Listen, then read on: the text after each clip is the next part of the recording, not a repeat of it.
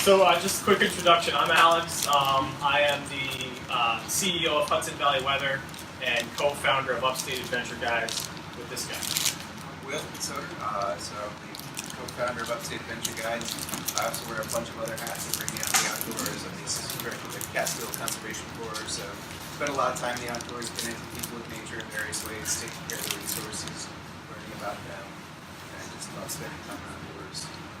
So I think the big part will be, obviously, the interaction. Any questions are obviously much appreciated, because I don't know if there's enough Sierra Nevada here to make talking about the leaves all that entertaining. So I'll do my best to keep it somewhat entertaining, and then Will has got some really good trails and some hikes that everyone here can get to fairly easy. I mean, really defines your meaning of easy, but... I do have Uber and Lyft now.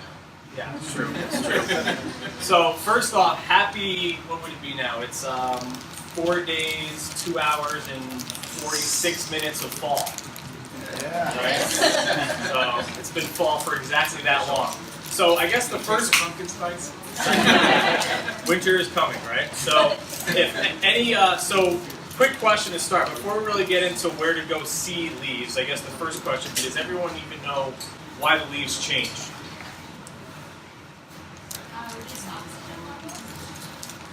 No. No. Good try, though. What else? Okay, there it is. Right?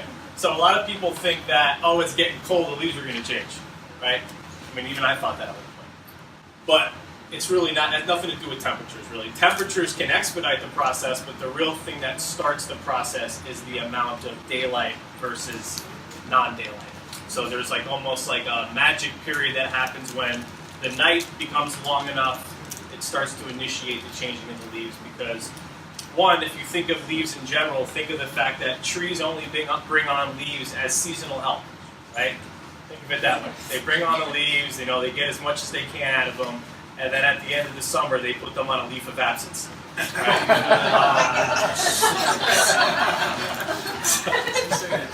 It's less like they're unproductive. Yes, laid off. They get laid off. So basically, the concept is that's how the tree conserves its energy, right? So the leaves start to change. That's the leaves. The leaves drop off the tree. The tree gets everything they can out of the leaf. So in the process of removing that last bit of energy they can from the leaf is what brings out the colors, and eventually the last and final color being brown, which is not the one everyone comes up there to see. That's when it's already on the ground. That's not very entertaining. So, and brown is the final color left in the leaf. Those are the tannins in the leaf. So that's basically the process that starts it. Obviously from there's lots of other things that can play effects in it, right? So, for instance, if you're going up to the Catskills, you may see areas that have better color leaves than others. Right? Does anyone know what causes that? Types of trees can be a part of it. What else? So, for instance, if you go into Vermont, New England, their process starts a lot sooner because they only have mostly birch, a lot of evergreen, so it's a different kind of process. Once you get into Catskills, it's mixed forest, so you have lots of different trees that change at different periods, so it's more of an extended season than you would see in other places. Lots of different colors. So one of the things that could change the process is obviously temperatures, right? So when you might come up the Hudson Valley and you're like, all right, I'm good. Leaves are great. And then you get to the Catskills and there are no more, right? That can certainly happen. So colder in the Catskills, temperature, once the process begins, remember the temperature doesn't initiate the process. But once the process begins, temperature can expedite it, right? It can trick the tree into thinking, uh-oh, I'm done. And then everything just kind of drops off, right? So this little 90 whatever degree day it was today, that will help extend the season a little bit. But the other thing to keep in mind is elevation, right? So if you go into the Catskills in 3 weeks from now, you'll notice the tops of all the peaks, nothing on them. And then as you look further and further down, you see more and more leaves. Again, for every 1,000 feet of elevation gain, 3-degree temperature difference. So the higher up you go, the colder it gets. Plus it's windier up there. So the leaves are stripped off the tree sooner. So again, yep, the less water. So elevation is obviously something to factor in as well if you're planning a hike around seeing the fall leaves. Those are really the main factors around it. Will, you got some hikes that we could share with them? Yeah, let's talk about the things that drive the colors in there. So, everyone wonders like what makes trees red, what makes trees orange, and part of it is what species they are. So certain trees are going to have certain colors, but then they have different pigments in them, and those pigments are there the entire time. So those are the tree's true colors, and then the chlorophyll is kind of like a mask that comes out. That's what helps the tree produce all of its energy as food. And what's interesting is this year's leaves are producing, they're training their replacements, and then they get laid off. So it's kind of a cruel trick that the tree plays. It's, hey, yeah, we'll hire these guys. So the chlorophyll is doing all that work. So as they start to become unproductive, all of the chlorophyll gets drained out. So the tree's like, listen, I need that. So now you got to get all these reports in. It's important. So all the Keep going back to this working reference. All the chlorophyll comes out and leaves behind what's left, and so you have like purples and reds, those are the anthocyanins. And a good cold snap will actually trap those in the leaves. So you'll see things like the red maples and some of the oaks will have those kind of almost purpley tinges to them. That's accentuated when you have a good cold snap like that. The beaches, beautiful, really bright, vibrant. I've got a picture I put up for Instagram for this really bright, like almost on fire, yellow beach leaves. And the good thing is, we've had some folks in the Catskills recently. Yeah. I was just in the Adirondacks. Nowhere is past peak. Yeah. So you're all good right now. There's not the Catskills or the Adirondacks. Neither one are past peak at this point. So you can still get up there and check out some foliage. Obviously, as Will goes over the high-level detail of some of the places to hike, afterwards you can ask us a little bit more details about some personal favorites and whatnot in terms of checking out the leaves. So speaking of personal favorites, I tried like 8 different ways to work this list into something that made sense. Like, all right, we're going to do it geographically. We're going to do it as like easy to moderate. I just put them in the list of my favorite ones.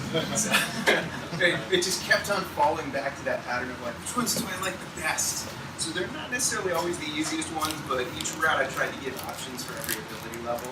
So I'm starting with the northern Catskills, which is easy to get. Folks are taking a bus up there. You take a bus straight up to Fanville, and now we have Uber and Lyft, so you can actually get to the trailhead and actually pick up. That's like a big deal for us. I know, like huge. Everyone here is like, people would come up that's there so before like they 2 years get to ago. the bus station. They're like, like, where's the taxi? They're like, oh, we don't have those. So yeah, you can actually get around out there. But I started with Twin Mountain. It's one of my favorites. There's a couple ways to get there. It's on the Devil's Path. My favorite way to get there is from Roaring Hill parking bed. You go up Point Notch. And if you're not feeling like making the entire trip, which is 1,640 feet of elevation gain, and it gets even more difficult once you get to the call and actually get onto the Devil's Path, through kind of doing one of these things.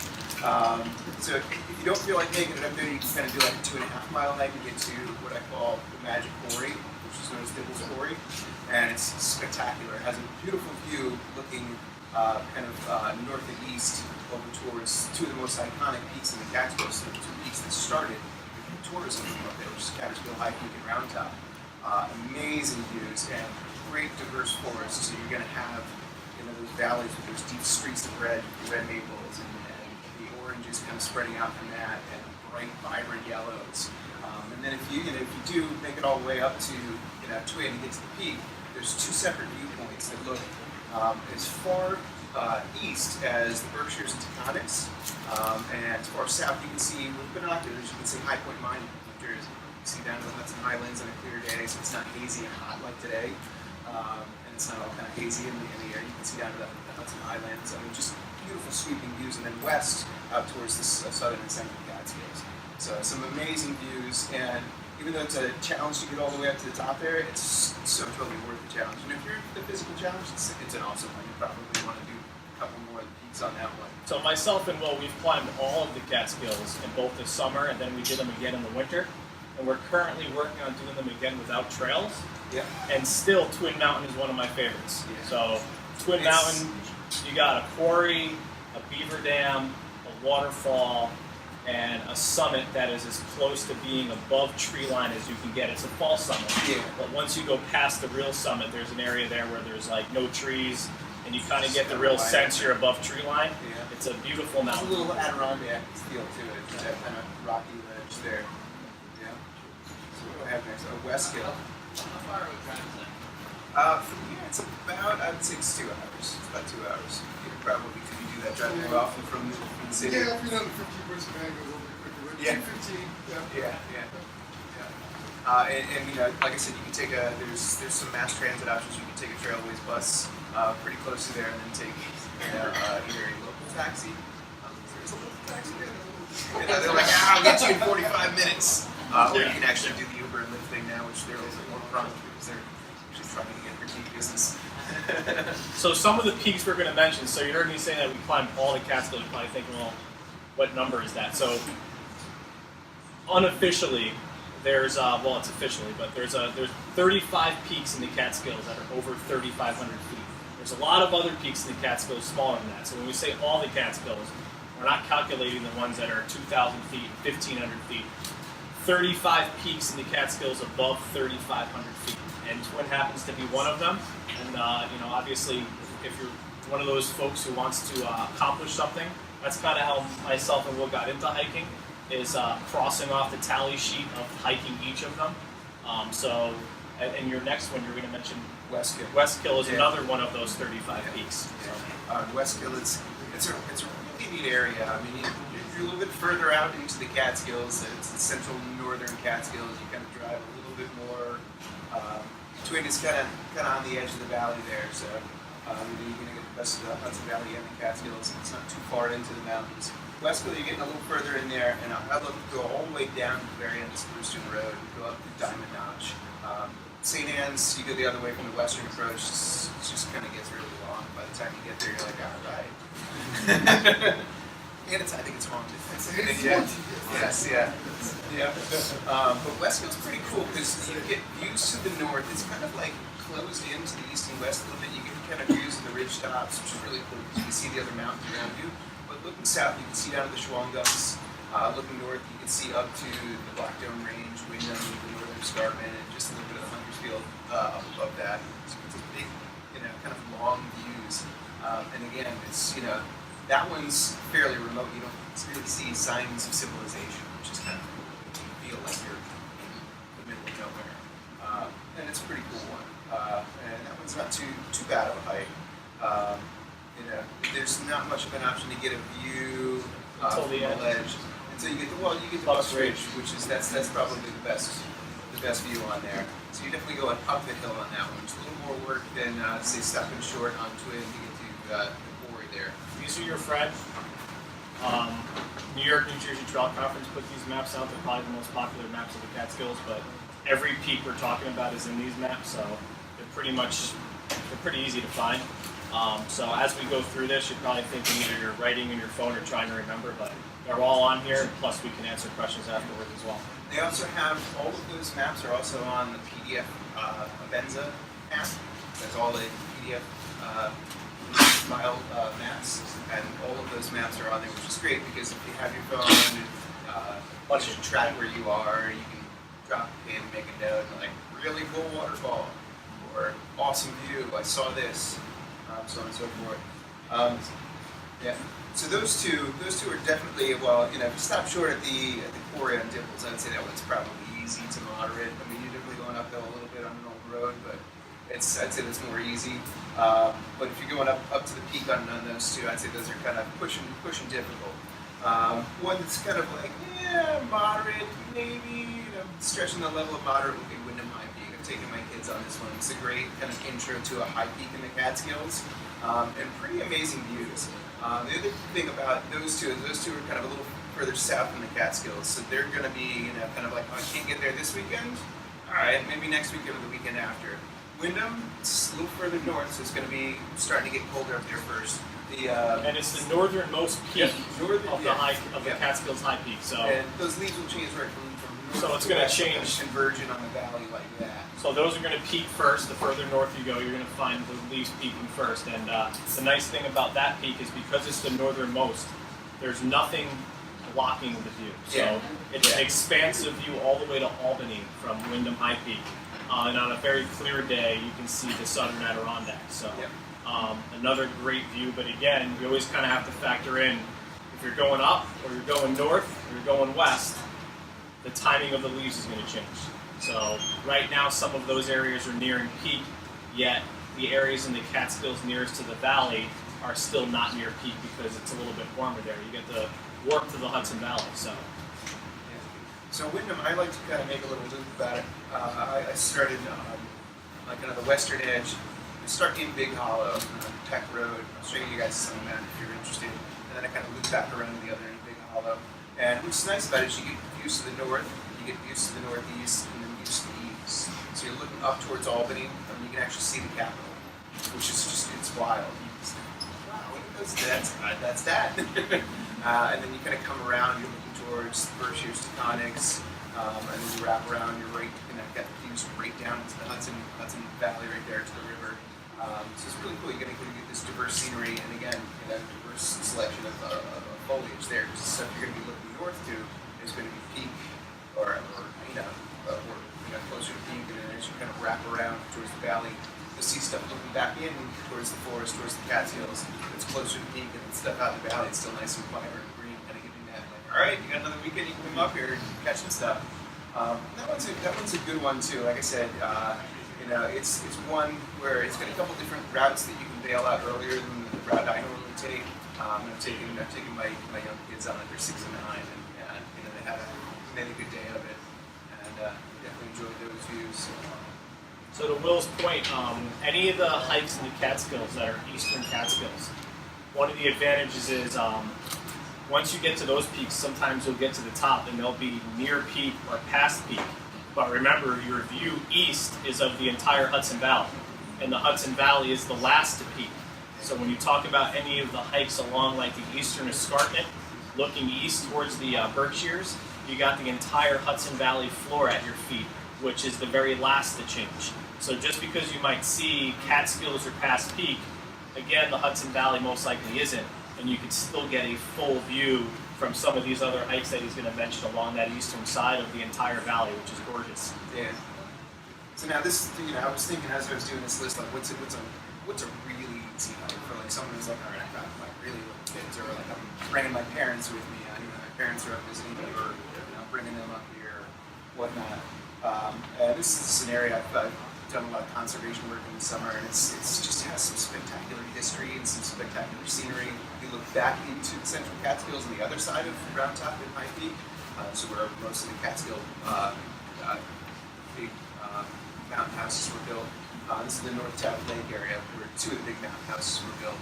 So you've got Catskill Falls there, which is its own thing. Please obey the signs. Don't fall off. We have enough people die there. Don't become one of them. So Catskill Falls. Who knows about Catskill Falls? All right. So it's the tallest waterfall in New York State, 2-tier, 260 feet. Yeah. 260. So, but very dangerous. Yes. Very dangerous. Stay on all the brand new trails they built. It's a really cool observation platform. You can get out and look at the top tier from the side. Cool stone staircase that brings you down into the pool. Just stay on the trail, enjoy it. Don't wear flip flops. But that's an area where it has such a maze of trails where you can get there. There are trails where you can bring a wheelchair or a stroller on. You can do a half-mile loop. You can do a 7-mile loop. You can do a 4-mile trek to go up to Wyndham from there. So it's an area that provides you a lot of opportunities and a lot of options. And it's really cool because you go to one side of the ridge there at the escarpment, you're looking out to the valley. You go to the other side, you're looking at the Catskills, so you can see that contrast of like peak, not even changing yet. So it's a really cool area, and the topography of the landscape and the scenery is just pretty amazing there. in the ride up, even that, if you're not looking to do a full-on hike, the ride up 23 towards Hunter Mountain. Yeah, that'll get you 2 Catskill Falls, and then looking down into that valley there as well is unbelievable. Yeah. And then to be able to squeeze in what, under a mile, the tallest waterfall, which unless it rains soon is more like the tallest trickle at the moment. Yeah. But it's really nice in the spring. So. Well, in the old days, they had a dam there, and for 10 cents, they would turn the water on. You could take a picture of the waterfall. There's still remnants of the dam by where they built the new bridge, and that's how they used to do it back in the hotel era. It's like, come on, tourists, come up here, see this waterfall. 10 cents, please. So that's a pretty cool one there. And I mentioned the escarpments. The escarpment trail leads from north-south all the way up to Wyndham there. That's right along, as you would imagine, the eastern escarpment. So it's facing out towards the valley, but also looking back into the Catskills. So that's a little bit more ambitious. It's 24 miles. It's definitely probably like a 3-day weekend. That's how I would do it, because you can actually enjoy that scenery as opposed to, oh, wow, this is really cool. Oh, yeah, all right, I'll take a picture later. So if you had that time and if you're looking to do something long like that, that would be a cool one. Which brings me to another area. We touched on Twin and the Devil's Pack earlier, but if you're looking for a backpacking trip that's got some spectacular scenery, and again, thinking about the contrast of going from an area that's going to be peaked to an area that's just starting to enter it, going west-east on the Devil's Pack. So starting at St. Anne's, going past the spooky part that's haunted, and going, oh jeez, what's the top of this mountain going to get here? It's been there forever. It's still going up. So the entire Devil's Path would be the most ambitious of things that we've done. Definitely the most ambitious. And if you're one of those, like triathlete people, you can do it in a day or maybe 2. I mean, it's only what is it? 26,000 feet of elevation gain? Yeah. 18 miles. 26,000 feet of elevation gain, 18 miles. It's like climbing Everest in small sections, up and down. It's an impressive hike. Yeah. It's beautiful. Yeah, each mountain is beautiful, but then you go down and you go, up again? So it's definitely, I like to stretch it out. I've done it in shorter periods of time, and wow, okay, I'm capable of doing that. And I'm doing it again that way. So if you're looking for a really ambitious one where you have that contrast, I would definitely go west to east. And it's just each mountain has its own characteristic. Westkill, you've got views south, from the western edge, and then you go out to Bucks Ridge, that we spoke about earlier, where you get that northern view and that kind of narrow valley that you're looking north and south in. Then you get over to Hunter, and you get to take a side trip off the Devil's Path to get to the actual peak. The actual peak has a fire tower. When you get to those lakes, there's a whole bunch of those. That gives you a 360-degree panorama where you're just like, whoa, this is awesome. And on the weekends, all the way up to Columbus Day, the fire tower's open. You can get in there and see that, and talk to the volunteer, get a little bit of history on those. So those are pretty cool. And then, working your way across the plateau, you've got northern, southern views. Then over to Sugarloaf, which has a nice view of Twin. And then you get to Twin, you're like, yeah, this is good views. And then Indian Head is similar to Twin, but then you get closer to the valley where you can really see the Hudson River. And you're like, whoa, that's pretty cool. You can see what the people coming up the Hudson River were looking at from the other perspective. I see what they were thinking. This is pretty cool. So the Devil's Path is, it's definitely a little bit more ambitious. I would say if you were only going to pick one, pick Twin, and if you were sure if you can make it to the top of that, definitely go Koi Notch up to Devil's Quarry there. So this brings us out of the northern Catskills, which have the most up to the favorite area. Clearly. Yeah. Over to the central Catskills, and me and John Burroughs did, and we definitely took the same one on this one, the Burroughs Range, Wittenberg, Cornell, and Slide. Amazing. I would say start on Slide and end on Wittenberg, so that way all that effort pays off with an amazing view if you're going to do the whole trip. If you were just going to say, hey, I don't know if I have the whole time to do this ambitious backpacking trip, just go for Wittenberg, because the view is just that effort to get up there is going to pay off. You get to the top, and it's just amazing. From Wittenberg, you can pretty much see every peak we've already spoken about. Yeah. So, Yeah. and Slide is the tallest peak in the Catskills. So if you're looking to also accomplish something, because there's going home and saying, hey, I was up in the Catskills, I saw some pretty cool leaves. And then there's, hey, I was in the Catskills, I climbed the tallest peak and saw some leaves. One's clearly more badass than the other. And if you had a little less time, but you were in the same neighborhood, and you're like, I don't know if I have time for a full hike. There's a straight one, but I'm sure parking will be absolutely atrocious. This is probably when you would want to take a tour or lift to, or have a friend drop you off. And this is Giant's Ledge. Parking fills up like incredibly there because the views, like bang for the buck, like it's a relatively short hike. Round trip, it's 3.1 miles, maybe, and it's not, you're going uphill, so you're definitely going uphill, but it's not a tremendous amount of effort because it's not a high peak, and you get up there and wow, Giant's Ledge is phenomenal. Looking out towards Woodland Valley and the Burroughs Range, just spectacular. And we've been up there. I've been up there and had no one else up there with me. But then you might go up there on a weekend and there'll be tons of people up there. But the nice thing about Giant's Ledge is exactly its name. You're just on this ledge with a huge drop off, and then this entire valley at your feet. That's usually all changed at the same time. And it's like, I think the last time we went there, it was all the leaves were at peak and there was a rainbow. It was kind of like, is this happening? So, beautiful spot. Yeah. And what's cool about Giant's Ledge is Slide and Cornell and Whitburg, which you're looking out towards, will start to change the higher elevations first. So you're looking out for some bright colors. You look down towards the valley, and you can kind of see it fade towards green there. And Giant's Ledge is going to be kind of that mixed bag because of the elevation. So it's pretty cool. Nice area there. So then I kind of get over to the southern and western Catskills. I would say my number one there is Balsam Lake Mountain. And this one actually took me like 24 times to get up to the fire tower. I started my house in Kingston, I drive out, I got no clouds in the sky, I'm driving out, and get to Lake Big Indian, which is like halfway there going west on 28. And it starts to get a couple clouds in the sky. By the time I finally get there, it's always gray, or like snowing sideways, or raining sideways, or hailing in the middle of the summer. So I finally got there and actually saw the view from the fire tower, and it's amazing. I mean, you can see Pennsylvania, New Jersey, back towards the Catskills. It's just, it's... Balsam Lake Mountain is the westernmost peak. Yeah. So kind of like Wyndham to the north, Yeah. you have expansive views west that are kind of unblocked Yeah. for miles. Beautiful. Yeah. If it wasn't for the curvature of the earth, you could probably see the rock. So, you had good binoculars. Maybe it does work. So yeah, that one's a pretty cool one, and it's a relatively easy one. There's two different ways to get there. So I guess if you're coming up from the south, you turn down 17, you're going to drive a bunch of back roads and go up the drive Bridge Trail there, or you can come from the Millbrook Road, which is relatively easy. So take the old Jeep Road up there. So it's a relatively easy stroll. Again, a good one to do. Folks who are just getting into hiking at high peak. It's a fairly wide trail. You don't get a lot of elevation gain to the very end, and it's kind of short done and over with. And then you have the fire tower, so you can get up there, and as long as it's not violently, precipitating sideways, you get a pretty awesome view.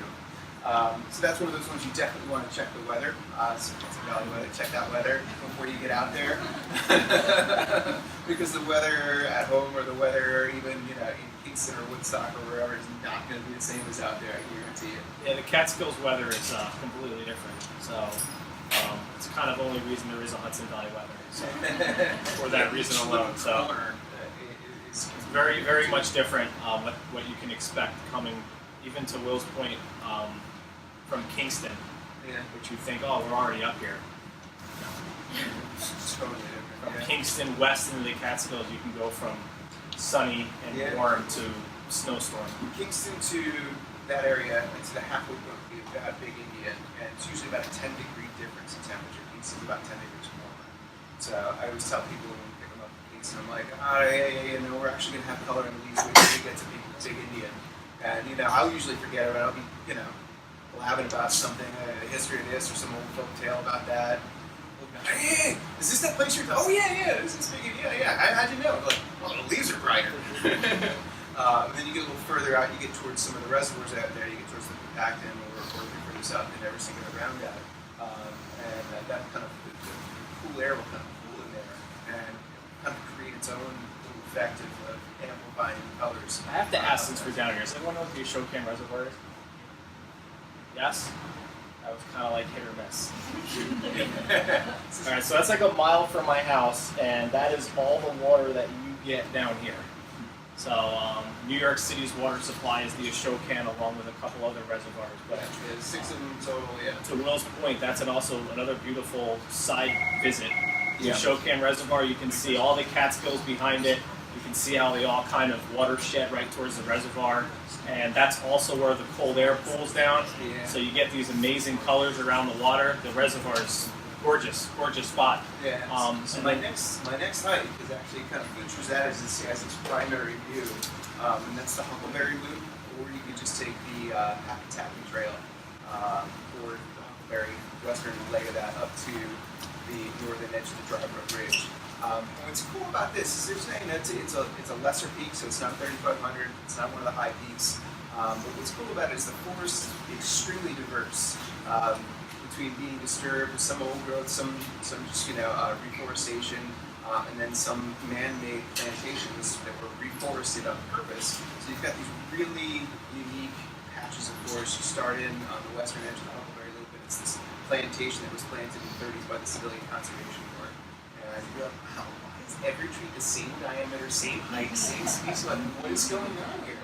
This looks like something in a storybook, like the illustrator only knew how to draw one tree. Like, what's going on here? And then you get out and it's another one of those. And it's like all the same tree, but a different kind of tree. And you're like, and then again, what's going on? And then it's just like, boom, regular forest. And you're like, all right, that was interesting. And it's cool because there's, they call it huckleberry. There's a lot of berries in there. There's blueberries, blackberries, raspberries, huckleberries.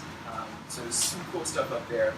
But the best views, and especially this time of year when it starts to open up, one of the best views is a Meatpacking Trail out at Penguin Rocks, they call it now. Looks out towards the Meatpacking Reservoir, which is spectacular. It's a big, long valley. It's 25% of the east branch of the Neversink River, which was dammed up to create that. And it's amazing to see those kind of low rolling hills out there that are wider and further apart, just solid colors kind of pouring into these valleys. now the Pacton brings up other opportunities in Yeah. terms of taking in the foliage, right? Yeah, Some unique ones. So out of the reservoirs, there's 6 reservoirs, and I'd say my 2 favorite to experience fall foliage from are the Neversink and the Pacton. So in particular, Chandler's Cove at Neversink is a great little rental right there, and the Shavertown Bridge on the Pacton, you can rent canoes. There's a couple of places that you can rent canoes or kayaks and go out right there. And it's, to have a 360-degree panorama up around you, surrounding you of all these leaves. And again, you've got areas that were reforested, you've got areas that were disturbed, areas that are old growth. So you see this kind of patchwork quilt of brilliant, vibrant colors. It's probably been some of the most spectacular leaf peeping that we've done in years past. And that's one of the things those are one of the options most people don't think about is Yeah. paddling to see the leaves. And I have to say the coolest thing is like folks come up and they're like, I never paddled before, and I'm like, this is the coolest thing about paddling on a lake. If you get tired, just float. Like, you're not on a river, there's no white waters, and I'm like, wow! Ah! It's just like, just well, cool, eagle. Just float and relax and enjoy it, you know? And it's cool, it's a really neat, that one in particular, because it's 15 miles long. It's got all these little valleys that drain into it, so you go around one corner and it goes this way, and then you kind of go around the other corner, and you're like, oh, wow, there's more! And then you kind of go this way, and you go around the next corner, oh, there's more over there. Really, really cool area there. So like I said, I was also going to mention the fire towers. So there are 5 of them in the Catskills proper, and there's one just north. They're actually building 2 more right now, or refurbishing 2 more right now. So the Balsam Lake, we mentioned that one. I mentioned Hunter Mountain. Those 2 are great ones. Really, really spectacular views. I'd say probably the next best view would be Red Hill, which is down in the southern Catskills. Overlook is pretty awesome, and that's near Woodstock. So if you're looking for a fun, real easy to go, you can take a bus to Woodstock and then hitchhike up to up to the monastery and across the street and go up and do that hike, which is a really awesome hike. That's I would say the ones that are going to pop first would be Balsam Lake because it's further out western, Hunter because it's northern, and Red Hill, because it's kind of western, southern western. Overlook's very popular, so I mean, if you're Overlook looking would be for a good like, later if you're looking season for one. like solitude, Yeah, you're not gonna get it there. If you're looking for like true trail feel, I not would gonna say get it there. Solitude would be Mount Tremor. but if you want like hotel ruins And rattlesnakes, Yeah, overlook. and a monster cliff that kind of overlooks the entire Hudson Yeah. Valley and a fire tower. So I mean, it's one of those ones where you live up there. It's like, nah, well, but it's got some really great features. The hotel ruins are pretty awesome. The fire tower's awesome. The cliff's awesome.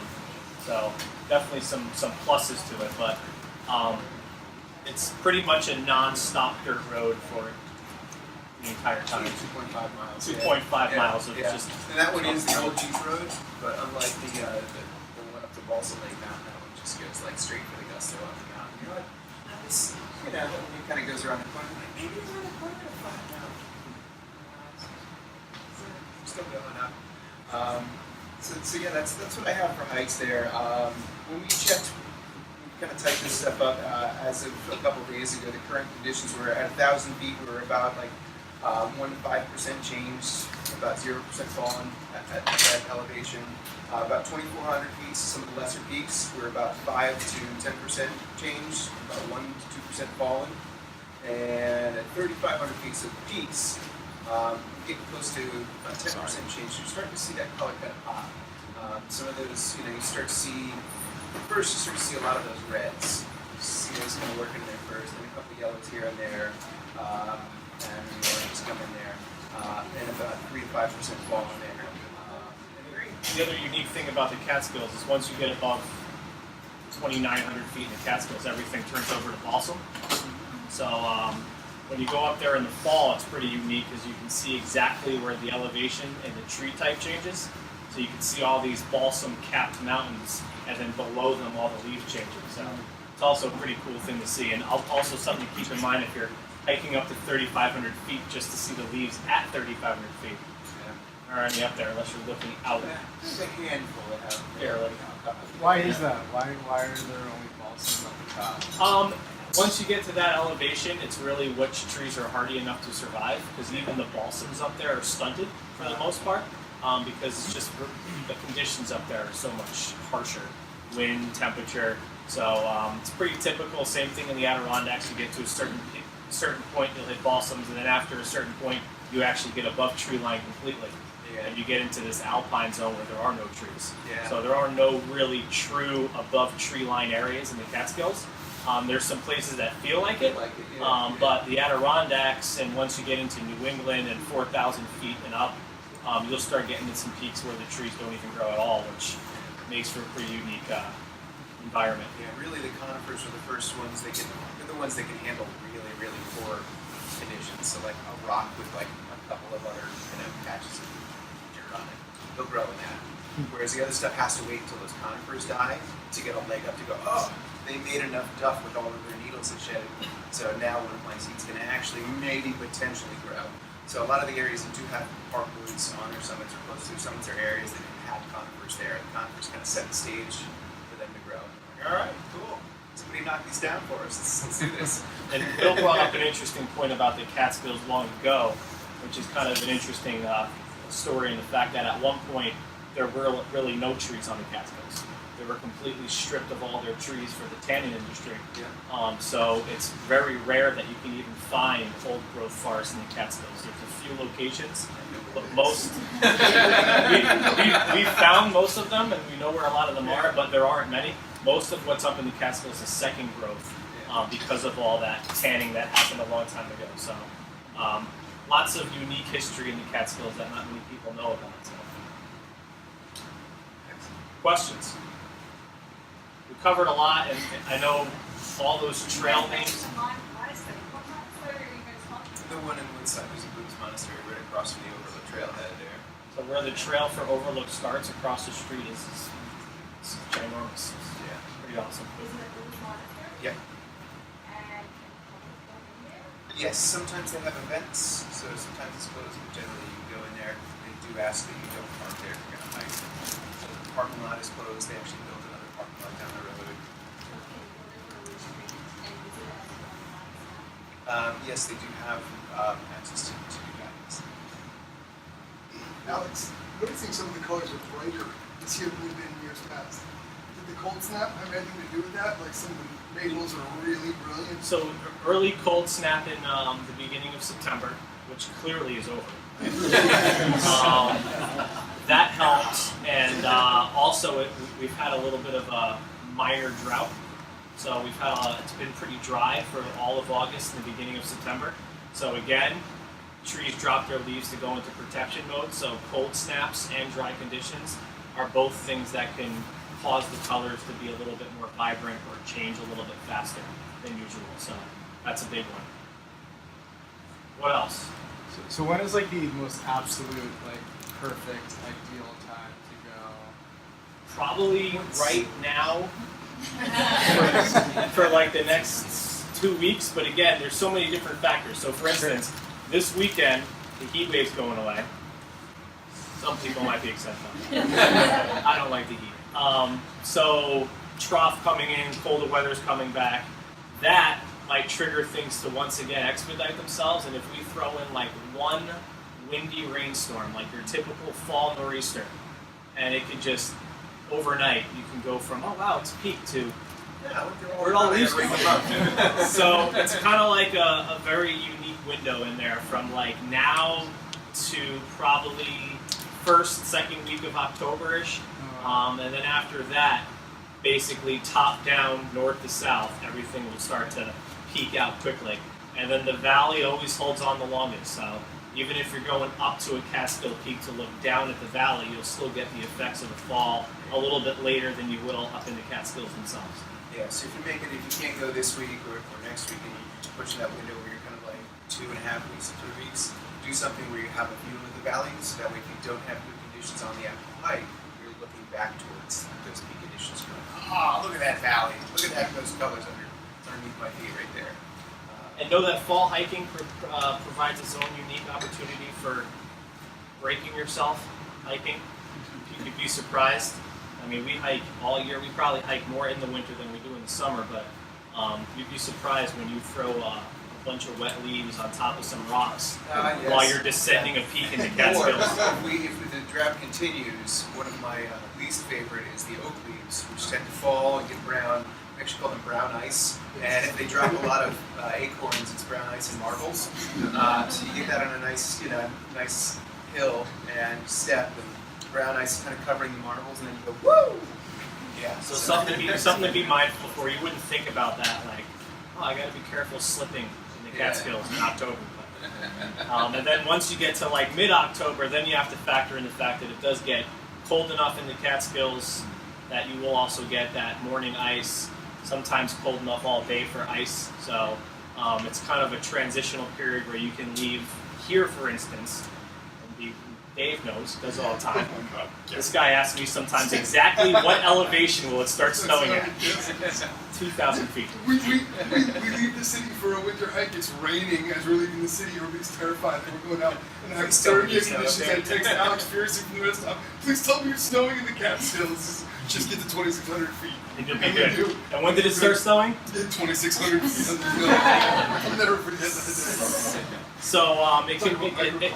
It's much different. Turned the corner, gained 100 feet, and went from rain to snow like that. Just like that. So something to be mindful of hiking mid-fall, late fall in the Catskills is things can change quite quickly, even from day to night. We've seen situations where it's 60-degree morning, a cold front comes through, and you're hiking out in a snowstorm. So kind of be mindful of that when you get up to the Catskills. Anything above 1,000 feet, things start to change quite dramatically. So, best bet though is keep in mind that for every 1,000 feet you gain, the temperature drops 3 degrees. So think if you're doing a 3,500 foot mountain, you're instantly at a 10+ degree difference. So it can be 42 in Kingston when you get off the thruway and drizzling, and freezing rain when you get to your trailhead. Yeah. So. One other transitional season thing to think about too is the ever shortening days. This is a time of year where people tend to underestimate. They sleep in, they're like, I'm really great, and they get up on Friday night, have a couple drinks, have a nice brunch with their friends. Brunch kind of extends. Like, we'll get to that hike, we'll get to that hike. You get out on the trail, and then all of a sudden, 4 o'clock in the afternoon rolls around, it's like, oh wow, we're not even at the top yet. It's getting a little dim in the sky. So it's one of those things you're going out for just a day hike or a half day hike. It's just a short hike. Because it's fall and the day is getting shorter and shorter and shorter and shorter. Bring those headlamps with you. Make sure you have the extra batteries. Also, just be mindful of that start time. And say if you're setting out to say do something like Twin, and that brunch kind of goes into like lunch. And so maybe just make it up to the quarry. 4 mimosas. Yeah. Sit back and relax and don't make it up to the peak, knowing that the quarry's going to give you those good views and an easy escape out before the sun goes completely down, and you're like, all right. The other thing to factor is not overestimating your own physical ability. So, like for instance, we have this friend. His name's Rick. He goes to the gym like 8 days a week. His biceps are bigger than He's mine. huge. And he's like, oh, I'll go hiking with you guys. Could be that hard. It's like I run on the treadmill. That's not the same. By the end of the hike, you could barely step up over the curb to get in your car. But it's best bet is, and I just came back from the Adirondacks and I hike all the time, mile an hour. When you're ascending in the Catskills, that is a safe bet. Now throw in snow or weather conditions. In worst case scenario, we've gone average of under a half mile an hour. So you got to think, you're like, 3 miles to the summit? No big deal. I got plenty of daylight. Just don't underestimate the time that it takes and the physical requirements when you're gaining that much elevation. Give it up for Will and Adam.